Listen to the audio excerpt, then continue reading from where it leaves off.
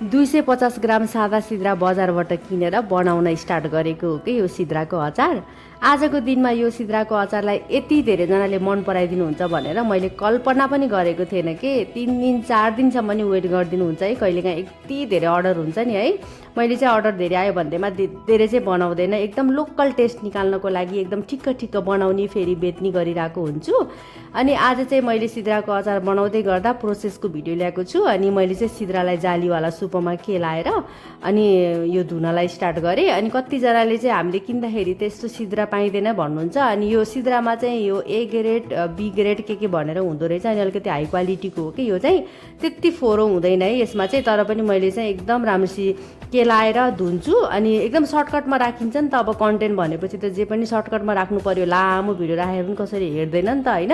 त्यही भएर मैले मजाले नै सिद्रा धोएर पानी तर्काउन छोडिसकेपछि अनि यता चाहिँ तोरीको तेलमा अकबरी खुर्सानी लसुन अदुवा फ्राई गर्नलाई छोडिदिएको छु। अनि अहिले चाहिँ अकबरीको सिजन भएर यस्तो सजिलो भएछ कि है। अनि त्यो सुकेको डल्ले भन्दा पनि यो ताजा डल्लेले अझै अचारमा स्वाद अझै बढाउने कि है। अनि त्यही भएर कस्तो सजिलो भएको छ है। अनि त्यसपछि मजाले रातो भइन्जेलसम्म फ्राई गरेर बाटामा सेलाउन राखिदिएँ। अनि यता सिद्रा पनि पानी तर्किसकेको थियो। अनि तेल तताएर सिद्रालाई पनि मजाले फ्राई गर्ने। अनि यता फ्राई गर्दै गर्दा उता मसलाहरू पनि अलिअलि तयार गर्दै गर्नुपर्छ है। यता फ्राई गर्दै चलाउँदै यता मसला पनि तयार गर्दै गर्नलाई मैले चाहिँ चर्को घाममा टिमुर सुकाएको थिएँ। अनि खस्रो पारेर पिसेँ। अनि यता मसला पनि पिसेर तयार भइसकेको छ। मेन मसला हो त्यो चाहिँ। अनि त्यसपछि चाहिँ यो कराईमा तोरीको तेल राखेर मैले चाहिँ मसला बनाउँदा चाहिँ तोरीकै तेलमा बनाउँछु।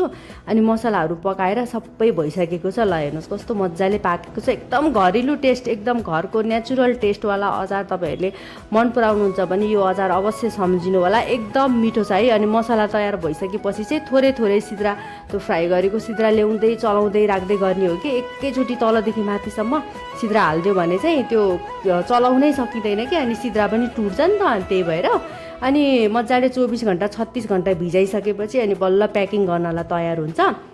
कहिलेकाहीँ तपाईँहरूले एकदम ताजा नयाँ डेटको अचार पाउनुभएको छ भने पनि 3-4 दिन 1 हप्तापछि खानुभयो भने अझै मिठो हुन्छ है।